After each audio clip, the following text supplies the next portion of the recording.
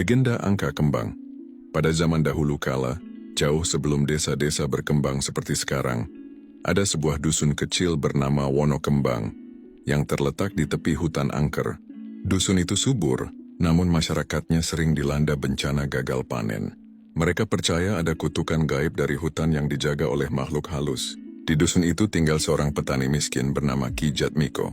Ia hidup sederhana bersama istrinya, Nyai Sari, tanpa anak. Setiap malam ia berdoa kepada Sang Pencipta dan arwah leluhur agar diberi petunjuk. Suatu malam Ki Jatmiko bermimpi didatangi seorang lelaki tua berjanggut panjang, berpakaian serba putih. Lelaki itu berkata, "Jika engkau ingin rezekimu berubah, pergilah ke hutan angker pada malam Selasa Kliwon. Carilah sebuah batu besar di dekat mata air. Di sana engkau akan menemukan titipan." Dengan rasa berani bercampur takut, Ki Jatmiko menuruti petunjuk itu. Di bawah cahaya bulan purnama, ia berjalan ke hutan. Benar saja, di dekat mata air ia menemukan sebuah guci tanah liat yang tertutup rapat. Saat dibuka, di dalamnya terdapat segenggam biji bunga berkilau. Ki Jatmiko menanam biji itu di pekarangan rumahnya. Ajaib, hanya dalam semalam tumbuhlah bunga-bunga indah berwarna emas, merah, biru, dan ungu. Setiap kelopaknya berpendar cahaya. Dan yang lebih mengejutkan, di atas setiap kelopak muncul angka-angka bercahaya, seolah ditulis oleh tangan gaib. Angka itu bukan sembarangan, setiap malam berubah. Kadang membentuk angka 1 sampai 9, kadang membentuk angka berderet yang seakan-akan mengandung pesan. Penduduk desa yang penasaran mulai berdatangan. Anehnya, setiap orang yang meminta petunjuk pada bunga itu selalu mendapat jawaban melalui angka yang muncul.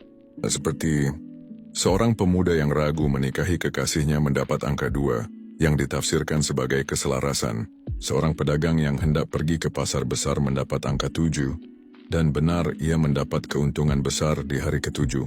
Seorang ibu yang kehilangan anaknya mendapat angka 4, yang membawanya menemukan anak itu di perempatan jalan, atau yang biasa disebut patang dalan. Karena itu, bunga tersebut dikenal sebagai kembang angka atau angka kembang, dipercaya sebagai pemberi ramalan gaib. Namun ketenangan itu terusik oleh seorang saudagar kaya bernama Ki Martana.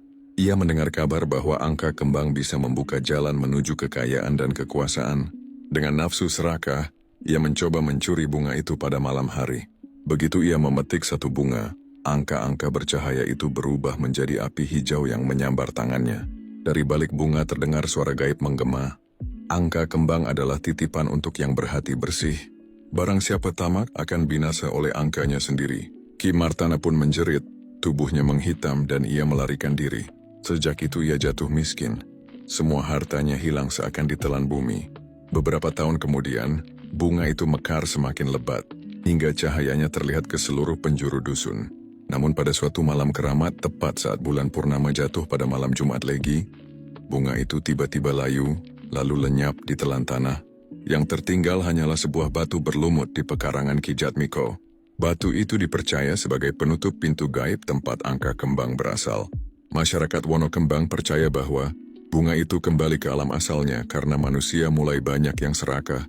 Hingga kini warga setempat masih mengenang kisah angka kembang.